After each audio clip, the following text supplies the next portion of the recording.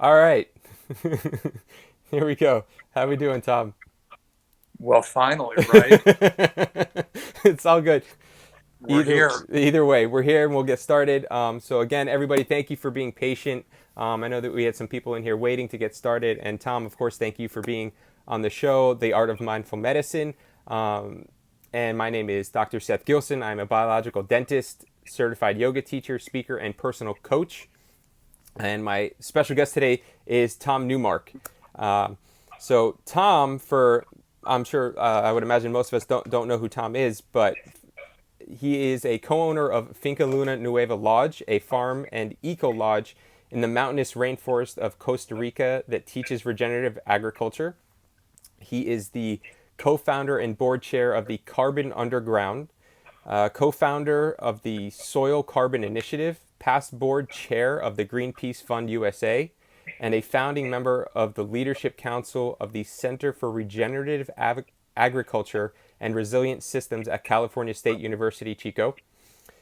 He is also the past board chair of the American Botanical Council, publisher of the peer-reviewed journal Herbal Gram. And Tom was also the CEO of the dietary supplement brand, which I'm sure many people have heard of, called New Chapter, which was acquired by Procter and Gamble in 2012. And in his past, Tom was also a corporate attorney from which he claims to be recovering from. And I can understand that. And Tom and his wife Terry have 5 children and 6 grandchildren. Tom, thank you very much for coming on here. I really, really appreciate it. And just say hi, and then we can get started. Well, hi, everybody. And again, I apologize for my technological inadequacies. I was also, like you, surprised that I couldn't connect through my computer. Hmm.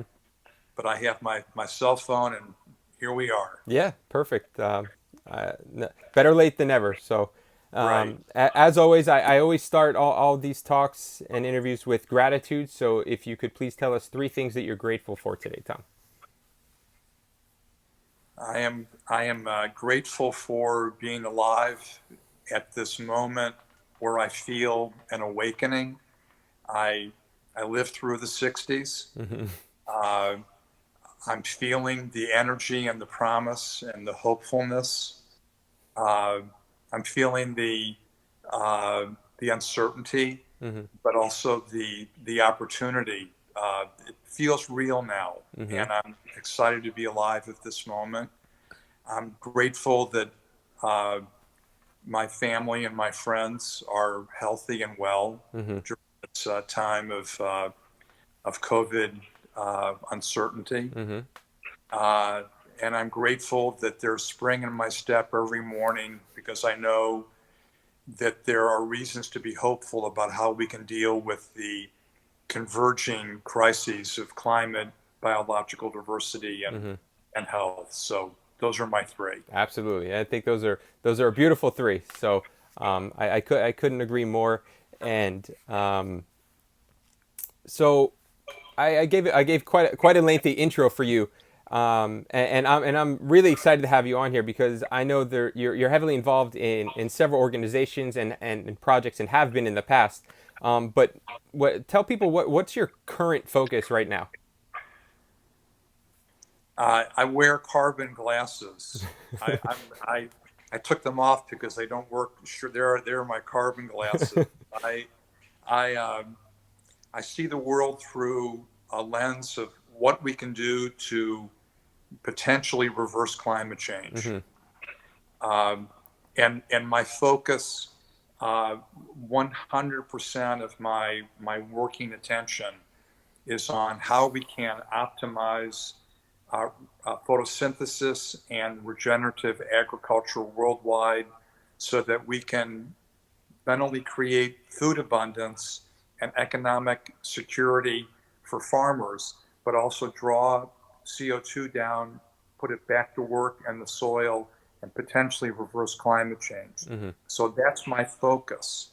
Everything we do at our farm, Finca Luna Nueva Lodge in Costa Rica, everything that we do in the NGO that I helped to co-found, the Carbon Underground, Hmm.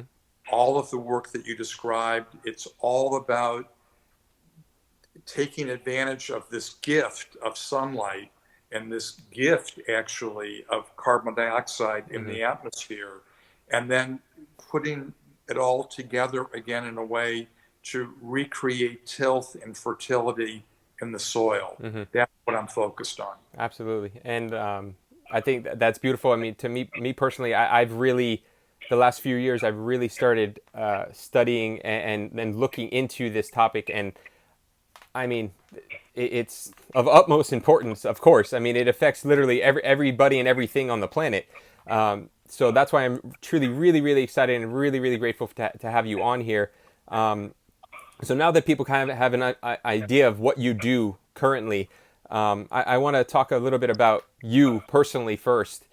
And obviously, I got to meet you now a little over a year ago at Finca Luna Nueva, and myself just observing you and the people around you, but more specifically you, and I know some others that were with us can attest to this. I mean, you're the type of person that when you're done eating, you get up and you walk around and go greet everybody there, all the guests, and you just want to meet everybody that's there, and you appreciate them being there and supporting this mission of yours, and which is a beautiful thing. And the way you interact with the people that work for you, and the how grateful you are to them, and how appreciative you are for them. It was just a beautiful thing to watch and see. And I want to know a little bit more about you, like your personal story, where you're from, where your family's from growing up. Tell us a little bit about your life story. Well, I have a very long and checkered past, but I'm happy to share it with you. Mm-hmm. Uh, I was born a long time ago in St. Louis, Missouri, Mm-hmm. um, and my father was an attorney, Mm-hmm. and he was a first generation uh, uh, American. My grandparents came to this country fleeing in Russia and Poland, Mm-hmm. and well, I have real personal connection to the stories of people who come to the United States as a safe haven, as a place where hopes can be fulfilled. I take the inscription at the base of the Statue of Liberty very seriously, Mm-hmm. and I think the the best angel of the United States, and that's what welcomed my family. Mm-hmm. Um, I grew up thinking I would be a lawyer. Mm-hmm. My dad was a lawyer. Uh, my brother Michael is a lawyer. I have nephews and cousins and other family members who were in the law. But then something happened Mm-hmm. in college. The '60s, the Vietnam War protests, Mm-hmm. uh, mind expansion, meditation, and I started meditating, Mm-hmm.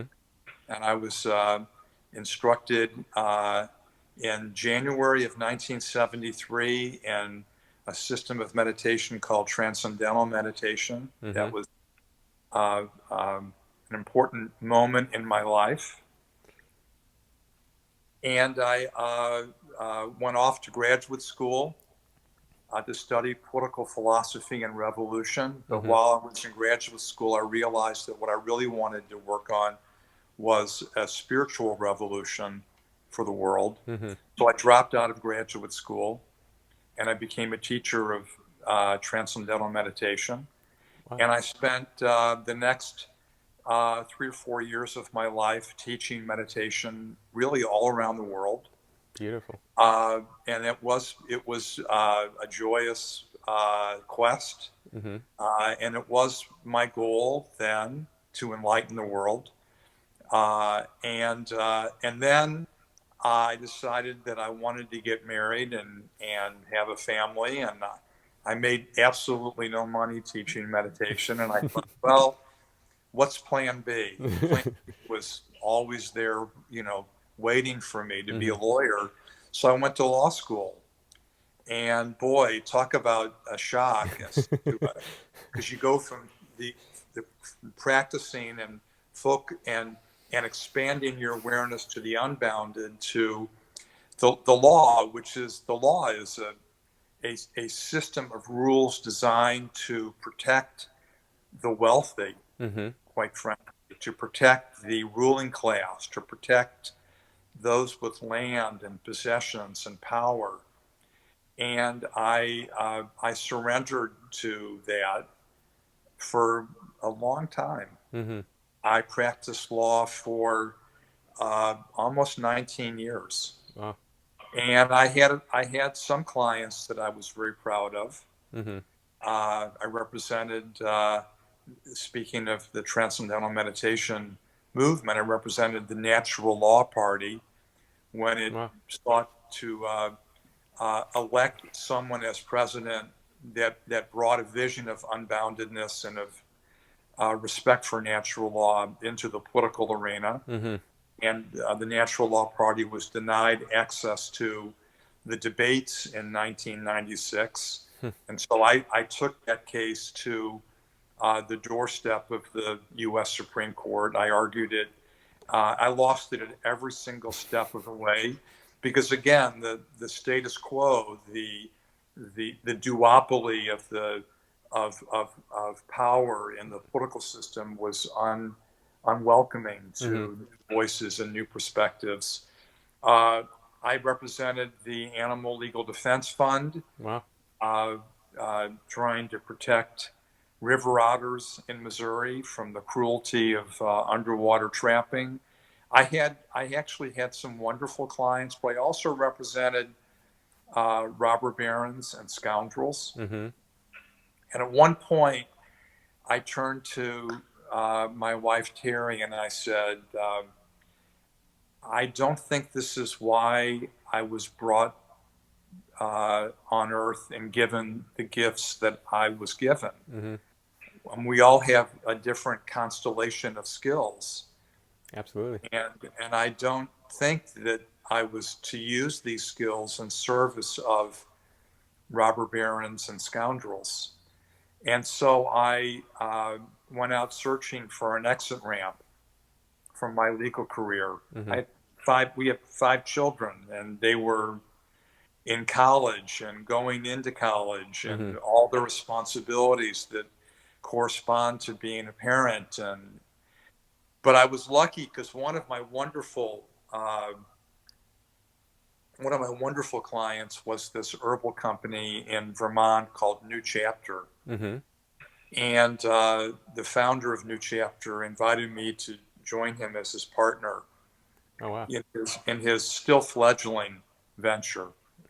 So I took the leaf off the entrepreneurial cliff.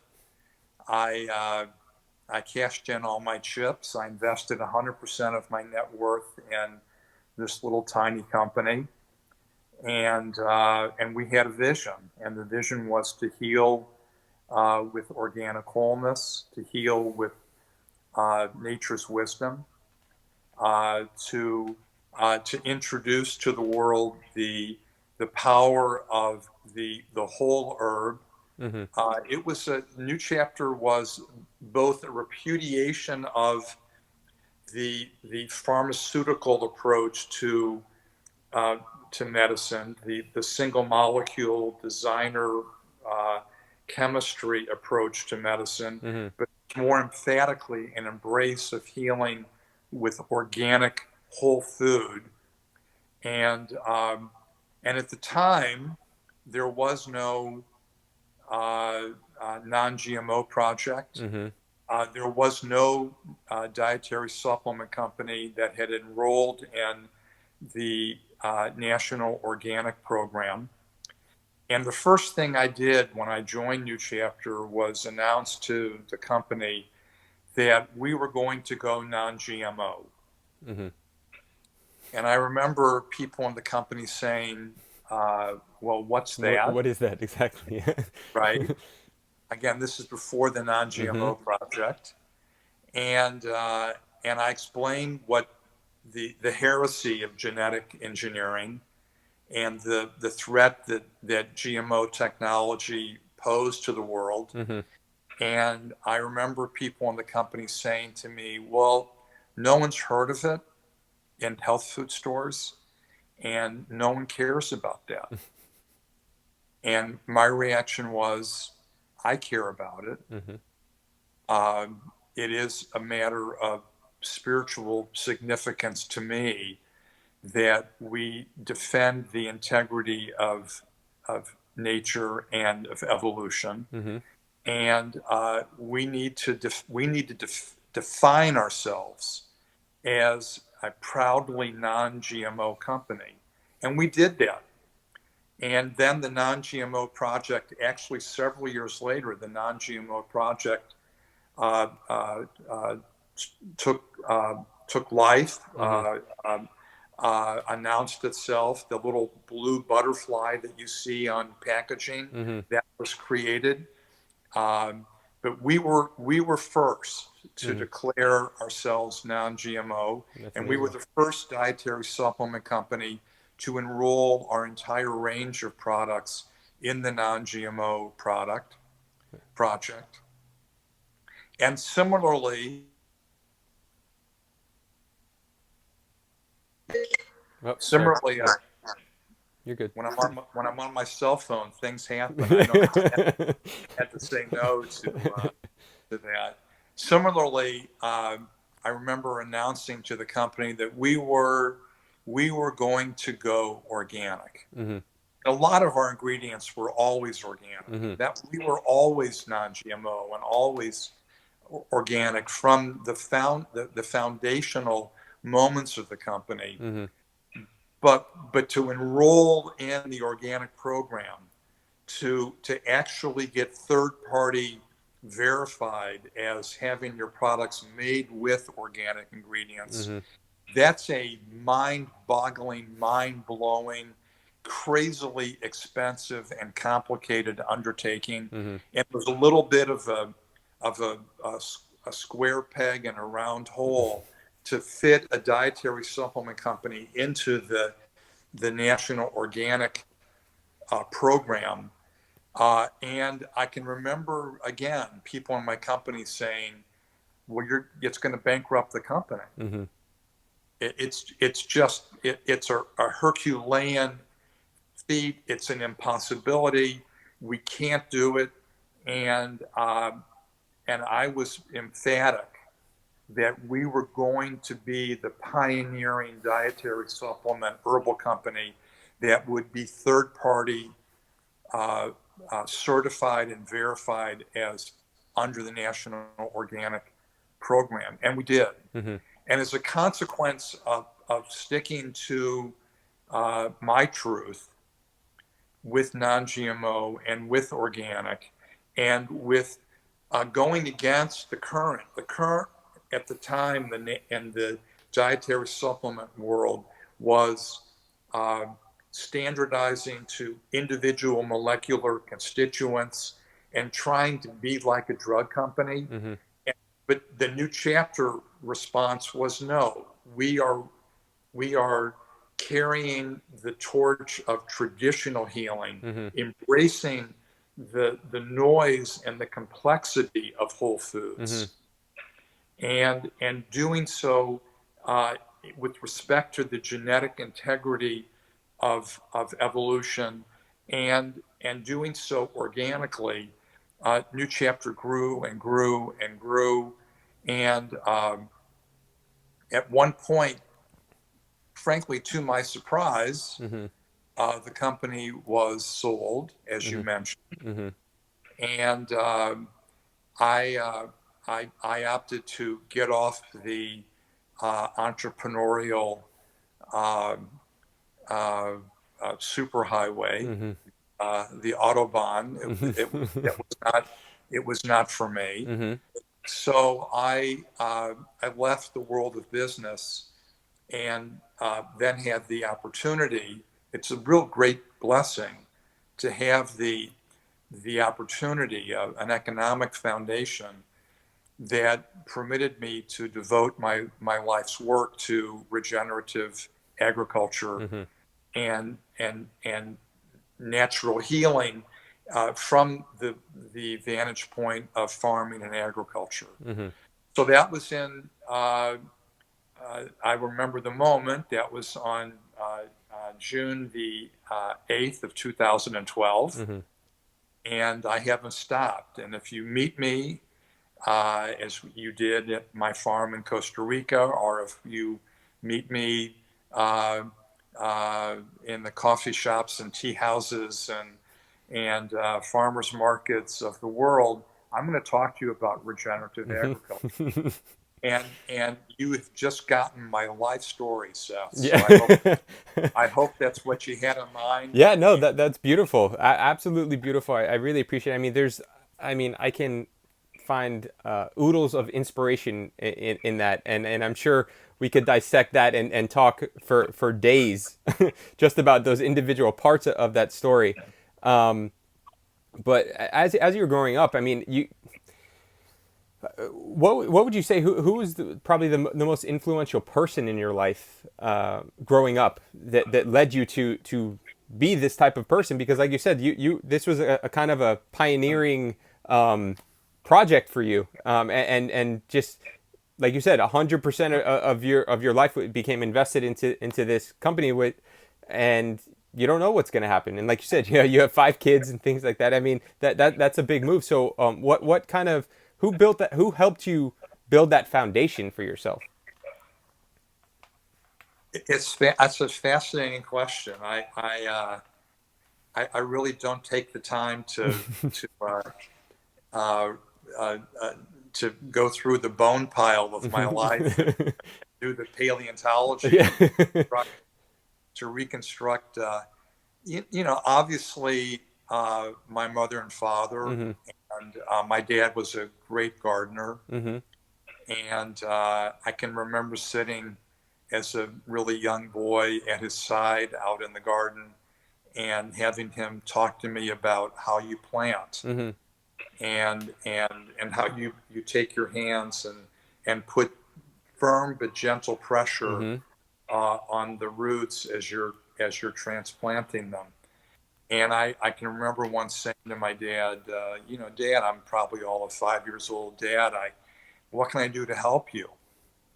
And Dad saying, just sit here and talk to me. Just be next to me Yeah. Be as we present do. with him. Yeah.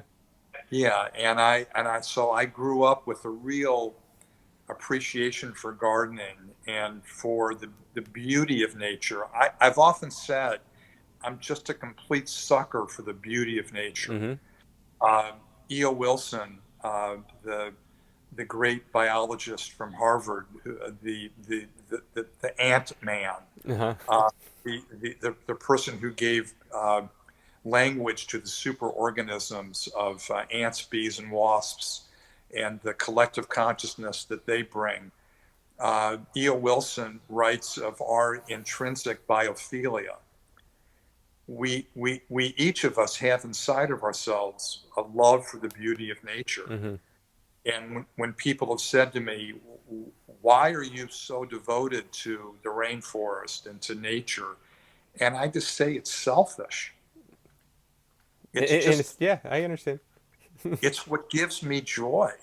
Why wouldn't I work to create beauty? Because it's what gives me joy. Hmm. So it's really ultimately a very selfish devotion to create beauty in nature. So my mom and dad, mom was all about building family and Hmm. was an embodiment of love, and uh, I carry that message with me every step I take, every breath I take. Hmm. Uh, when I was in college, I had a professor, Merle Kling, and Merle Kling was he seemed ancient. I'm much older now than he was then, but he seemed ancient to me. Hmm. And he taught a course in my sophomore year of college called Politics and the Individual. And I could probably recite every book in the syllabus. In fact, I happen to have one of them at, this is from that Hmm. syllabus. This was 1971 when I read this book, and his course was all about breaking through the veil of what politics and government appears to be, Hmm. and drilling down into the psychopathology of politics. Hmm. Hence, Eric Fromm, the I was gonna say, the what's the name of that book? Because it's backwards on the screen here. So escape from freedom. okay, so that I And think all of it's basically it's so I wish I could no, do it. it's all good. I just that's fine. Uh, Eric Fromm writing that people in Nazi Germany were attracted to the strength and clarity and and and handcuffs and boundaries that were presented by the totalitarian, authoritarian, dogmatic, despotic leadership. Hmm. By the way, scary echoes to I was just today. gonna say that that book is very. I feel like a very critical thing for people to read today, because like you said, it's an eerie kind of or similar kind of shadow of that No, past. right. I mean, that's why I brought this book out of my old library Hmm. and was reviewing it again because unfortunately what I learned from this book and from Merle Kling and politics and the individual uh, was that uh, was that many people do not like freedom. Hmm. Many people are uncomfortable with freedom. Hmm. People want to be put in a box. People want to have decisions made for them. Hmm. They want to be in a straitjacket and in handcuffs. They don't want the latitude to define their own Hmm. existence. The And so responsibility and the accountability for these things. Yeah. exactly, they want to be told what to do, so they're not responsible. And whether it was Eric Fromm's book Escape from Freedom, or Harold Lasswell's book Psychopathology and Politics, or Murray Edelman's book Politics as Symbolic Action, Hmm. this is the syllabus Yeah. from that class in That's college fantastic. 50 years Hmm. ago, right? Um, that class broke the boundaries. It expanded my thinking. And at the same time as Merle Kling is guiding me into the secret world of what really animates political decision making, I'm reading Baba Ramdas' Be Here Now. I'm reading uh, the Bhagavad Gita as translated by Maharishi Mahesh Yogi, Hmm. and it's that time, right? I mean, it's meditation, it's drugs, it's music, it's frankly the greatest time that I have ever experienced on the planet. Hmm. Uh, People who weren't alive in the '60s, uh, I say to you all, you're in luck because we seem to be about to relive them, and it feels great, Uh-huh. and it's scary Hmm. because uh, when society is pregnant with change, you don't really know what's going to happen, and that uncertainty is discomforting. Hmm. But that's what the '60s were all about. We felt that we were midwives of change, and then unfortunately we stumbled and we lost the inspiration of the Hmm. '60s, and we became trial lawyers and business people, and we forgot the energy. Hmm. We didn't forget it, but it was dormant, Yeah. and now it's happening again. Yeah. I So think.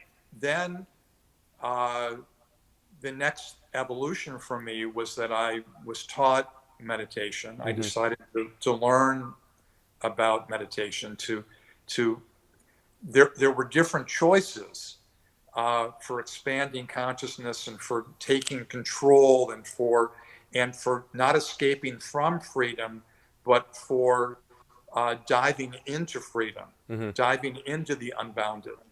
And there were different trajectories, different pathways for that. And I chose meditation as Mm-hmm. my pathway. And I think that studying with Maharishi was quite an experience, Mm-hmm. and it was definitely a redefining moment for me. Mm-hmm. And uh, everything that I've done since uh, January 19th, 1973, when I was taught meditating, how to meditate. Not that I would remember the date or anything, but everything I've done since then has, in some respect, been uh, fulfilling the opportunity, the promise of living a life that is more enlightened. And by the way, I ain't there, and I don't even know what there Yeah. means, but Well, we're constantly learning and understanding, and I think what you're doing a really good job of is explaining the ebbs and flows that we all go through in life, whether it's right, microcosmically on our own in our own life or macrocosmically in the entire planet and in societies and communities all around the world. And I think it's like you said, it's important to not forget where we've come from, where we've gone through, but also not hold on to those things, to grow through them and learn from them. So I think that's a really important thing, and I think that's, in my opinion, that's what we're going through right now is going to be one of our great challenges as a society. Is can we step up to the challenge and learn from the things that have gone on in the past, versus just succumb to our lack of real freedom, as you were talking about. Um, and right. you made a perfect segue for me into mindfulness and meditation, because I know we were talking the other day that you've, like you just described, you've been practicing meditation for 45 years or so, and one of the things I'd like you to share is what mindfulness actually means to you now. Well, at this point in my life, it's like brushing my teeth. Uh, it is just such a part of my life. Mm-hmm. I can't even imagine starting the day or living through the day without taking the break to transcend, to go within. Mm-hmm. Uh, I don't know other techniques of meditating. I am. I enjoy the simplicity of just having chosen a path, Mm-hmm. and that's my path. Yeah, that's beautiful. I know that many people celebrate their own approaches to meditation and spiritual practice. Um, but for me, uh, you seem to be. Are you there, Yeah, I'm here. I'm Seth? here. You, you, The connection every once in a while gets a little slow, but I'm still here. okay, good. Um, but for me, the experience of my practice of TM, of meditation, is very gentle Mm-hmm. and unbounded, and I really don't dissect the experience in meditation so much as how it makes me feel Mm-hmm. when I come out of Mm-hmm. meditating. And I've been doing it. I I've done it every single day for 47 plus years. And again, it's so much a part of my life that I couldn't parse it from my life. And it's just part of who I am That's beautiful. at this point. Great. And, and through my studies with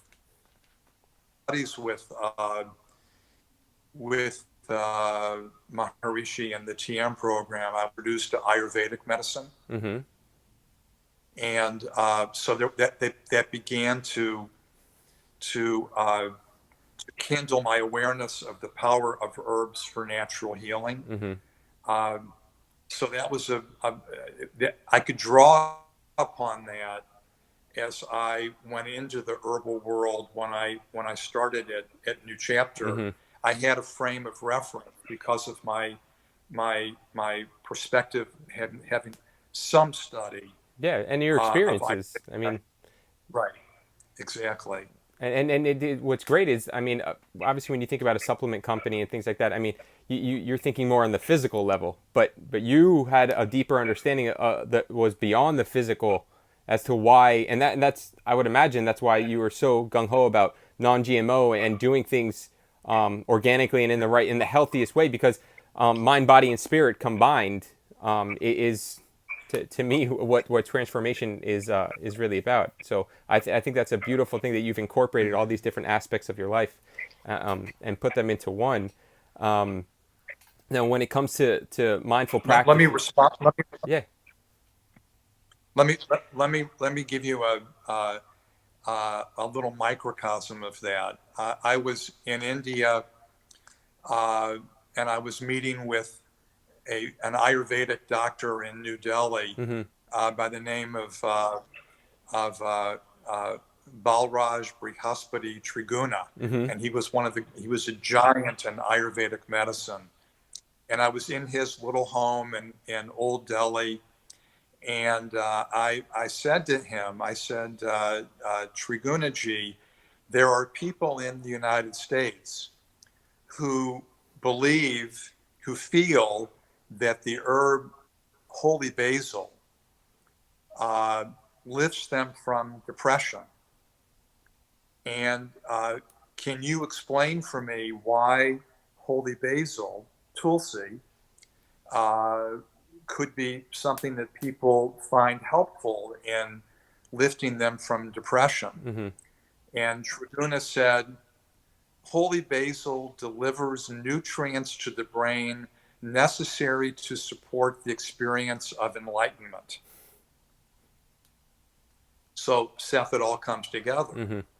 The relationship between the plant world and nutrition, consciousness, and enlightenment, just right there in that one interaction in the living room of that doctor in Old Delhi. What we put into our system influences not only the health of our body, but the vitality of the experience of consciousness, and it nourishes our souls. Mm-hmm. So yeah, it's really important what we eat, Mm-hmm. and and it's also very important how we grow what we eat, Mm-hmm. because how we grow it influences the the nutrient density and the nutrient quality of the food. Mm-hmm. So if you want to eat something that nourishes your soul and the mind body connection, I believe that it's important not to eat things that are grown with chemical contamination I and that are completely agree. grown in disrespect of Mother Earth, Mm-hmm. because the intentionality, the the thought force uh, that is responsible for growing the food, I think in some way is translated into the food. Mm-hmm. And we actually have seen over the last 40 or 50 years a regrettable, disastrous diminution of nutrient density in food. Mm-hmm. As a general matter, food today uh, is perhaps 30 to 40% less They're nutrient deficient. Yeah. dense Yeah. than foods grown a half a century ago, Mm-hmm. and that influences us. Absolutely. Yeah. And it's not just the macronutrients. We're not talking just about Oh no. proteins Yeah. and Yeah. Not at all. carbohydrates, fat. Yeah. It's those Mm-hmm. micronutrients, Absolutely. the antioxidants that and so how we grow the food, and the intentionality and consciousness with which we approach the agricultural mission, that has an impact in the quality of food that we eat, and therefore the quality of our consciousness. I couldn't So agree more. I see a comment in the bottom of the screen here from Vanessa. Yep. Full circle. Uh-huh. It is full circle. Yeah, absolutely. How we grow influences the quality of our food, influences the quality of our body, influences the quality of our consciousness. It is a full circle. And therefore one of the most revolutionary acts that can bring about what we saw in the 60s, which was at the age of Aquarius, the age of enlightenment. One of the great revolutionary acts is growing food regeneratively, growing food in accordance with the laws of Mother Nature, listening to the mother. You asked me who influenced me, and I said my mother. Let's listen to the wisdom of Mother Nature. Absolutely. And grow food in accordance with her laws. And that food in turn will nourish our consciousness. 100%. I mean, I think it was Nikola Tesla that said, when you think of things in terms of energy, frequency, and vibration. And anybody that has a science background knows that energy, frequency, and vibration is what we're all made out of. And the energy that goes into Mother Earth and how we grow the plants, I mean, it just originates there. I mean, just from a little seed. And I've, of course, the past few months have really had the opportunity to start growing things at home. And you just see things blossom and bloom. And it, like you said, you have a great respect for it. It's a beautiful process.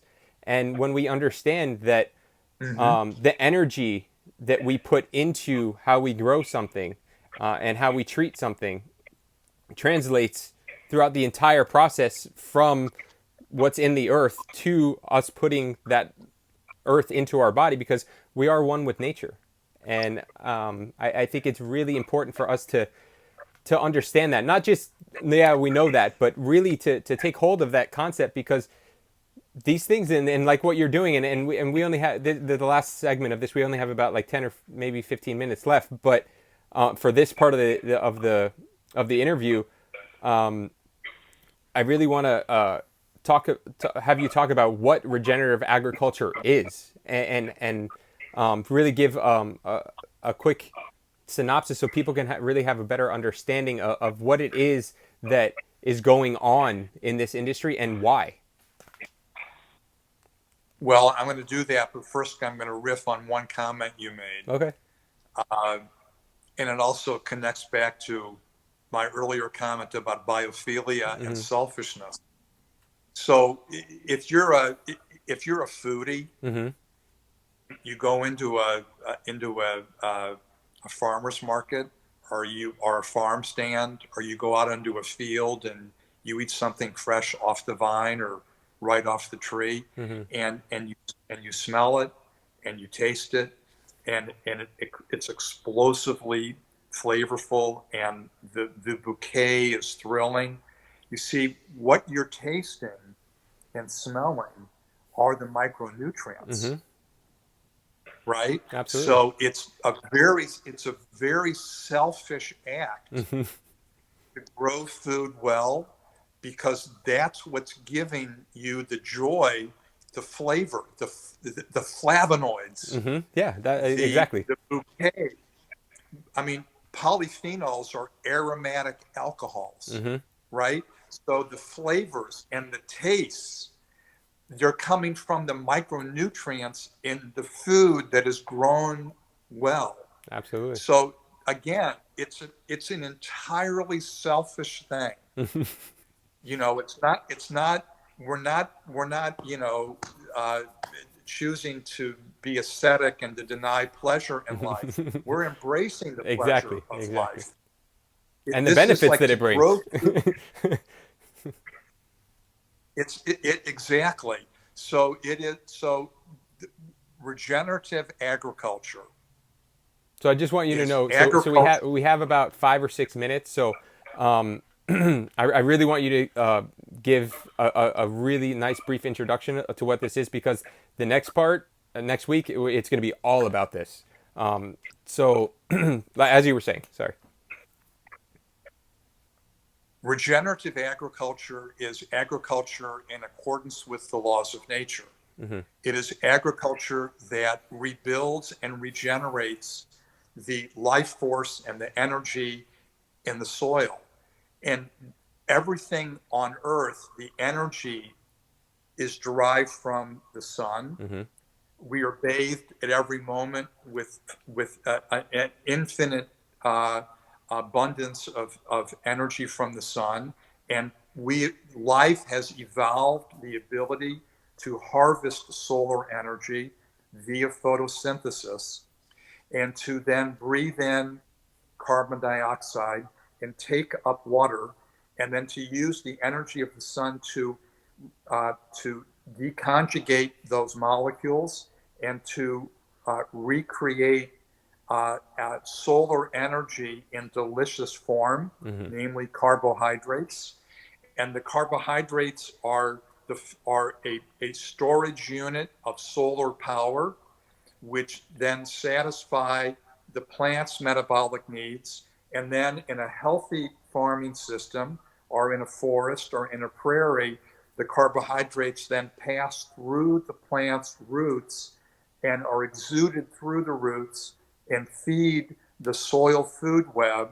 And the soil food web will be the infinite microorganisms, the fungi, the protists, the archaea, the Mm-hmm. bacteria that are in the soil.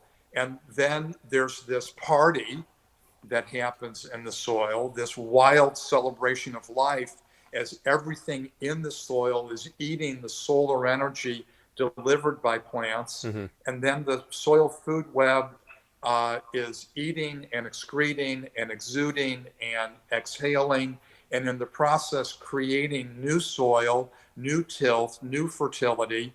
And at every moment in a healthy food creating system, whether it's a forest or a prairie or a seagrass meadow or in a regenerative farm, at every moment that cycle of sunlight and energy and creating rich foods that are feeding not only us, but feeding the soil food web, feeding the mother, respecting Mother Earth. Mm-hmm. And so regenerative agriculture is that system which captures the infinite energy that bathes us at every moment, so that when we grow food, we are not depleting the soil. We Mm-hmm. are not depleting Mother Earth. We're not taking a plow like a knife and ripping through the flesh of the mother. Mm-hmm. We are, like my dad said, we use firm but loving energy to Mm-hmm. plant.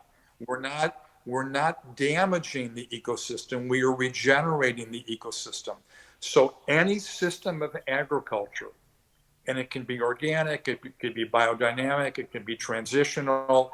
There are so many systems of agriculture, permaculture, syntropic. There are so many names to agricultural systems that can regenerate, but the benchmark, the indicia of a regenerative ecosystem is that harvest after harvest, there is more organic matter in the soil. Mm-hmm. There is greater abundance and variety, both in above ground and below ground biological diversity. Remember, we talked about how life is a celebration and we are biophilic. Mm-hmm. Regenerative agriculture is that which increases the beauty and the Mm-hmm. abundance of below and above ground biodiversity. Absolutely. So I know we're summing up right now. Yeah, we got a 2-minute There are warning. 4 things to look for with regenerative agriculture. Mm-hmm. 4 things to look for. Are you harvest after harvest increasing soil organic matter? Soil organic matter being the place in which carbon is stored in an ecosystem. Are you increasing the biodiversity both below ground and above ground? Is the soil more effectively managing the rain? Mm-hmm. Is water more effectively infiltrating and filtering through the soil? Is the soil storing the rain more effectively. I don't want to And cut you off, structure but it's going to cut us off in a minute.